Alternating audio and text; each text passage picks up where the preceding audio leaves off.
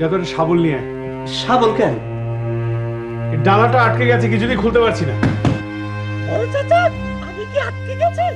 হুমায়ুন আহমেদের চিত্রনাট্যে তুমুল জনপ্রিয় টিভি ধারাবাহিক আজ রবিবারের নির্মাতা মনির হোসেন জীবন আর বেঁচে নেই। বুধবার দিবাগত রাত 12:53 রাজধানীর আগারগাঁয়ে অবস্থিত ন্যাশনাল ইনস্টিটিউট অফ নিউরোসায়েন্সেস হাসপাতালে শেষ নিঃশ্বাস ত্যাগ করেছেন নির্মাতা জীবন।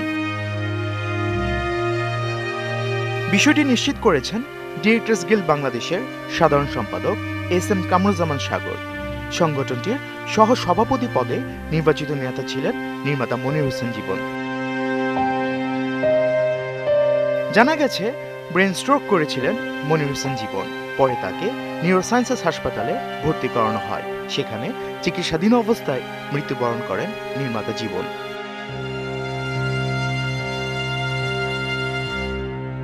জীবনের মরদেহ শ্রদ্ধা নিবেদনের জন্য আজ বৃহস্পতিবার সকাল 10টায় শিল্পকলা একাডেমি প্রাঙ্গণে রাখা হয়। শ্রদ্ধা জানানো শেষে সকাল 11টায় শিল্পকলা একাডেমি প্রাঙ্গণে মরহুমের প্রথম জানাজা অনুষ্ঠিত হয়। জানাজা শেষে মরহুমের মরদেহ পৃথ্বীনিবাস নরসিংদীর মনোহরদীতে নিয়ে যাওয়ার কথা রয়েছে।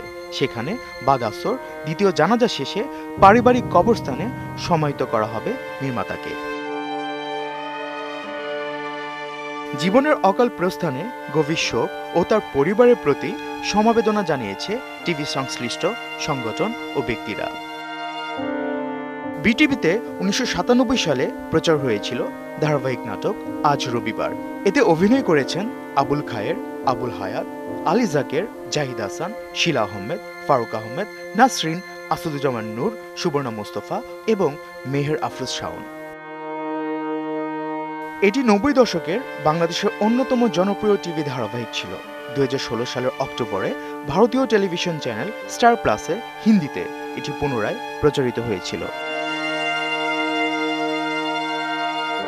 হুমায়ুন আহমেদের শতভাগ সমর্থনে আজ রবিবার নাটক দিয়ে পূর্ণ পরিচালক হিসেবে আত্মপ্রকাশ করেন মনির হোসেন জীবন।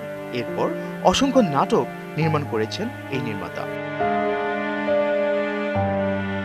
2000 সাল থেকে মনির হোসেন জীবন তার নিজস্ব প্রযোজনা সংস্থা স্বাধীন চলচ্চিত্র গঠন করেন।